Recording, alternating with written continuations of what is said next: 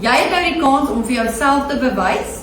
Wil jy hierdie kompetisie wen? En as jy wil, kan jy vir die mense vertel, hoekom dink jy verdien dit? Ja, Nicolene, wat ek wil begin sê is net, wow, wat 'n amazing kompetisie en geleentheid dit is vir ons as terapeute. En ook sterk dan elke terapeut wat deelneem en net elke terapeut wat ek al ontmoet het van die New Skin Innovation takke is hulle harte is in dit. En ja, ons is 'n klein familie. Ek is ook nou 5 maande nou eers hier by New Skin Innovation, so ek is nog 'n nuwe gesiggie, ek is nog die baby van die groep. Maar wat ek kan sê is dat die geleentheid en die ondervinding wat ek in hierdie 5 maande opgebou het, is regtig net fenomenaal.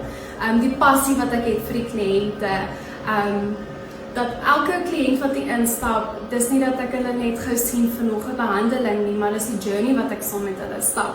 En om die resultate te sien en net die selfverbetering, die vertroue van die kliënte wat opgebou word, hoe hulle self sien, die smiles wat hulle in jou uitstap, dit is regtig iets wat my hart baie warm maak. En ek dink ek verdien om die kompetisie te wen, want dit is 'n amazing geleentheid om meer oor ons masjiene te leer. En ek hou van leer, ek hou daarvan om te weet waar kom hierdie masjiene vandaan, want ons almal het al gesien wat se amazing resultate hierdie masjiene kry.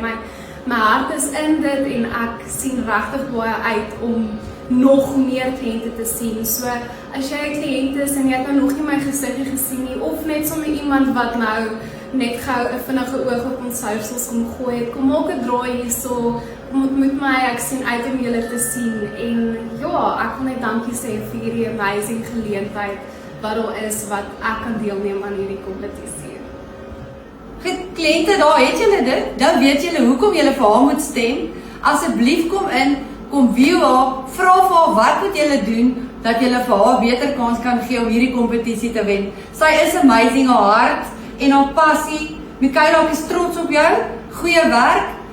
Kom ons wys die mense.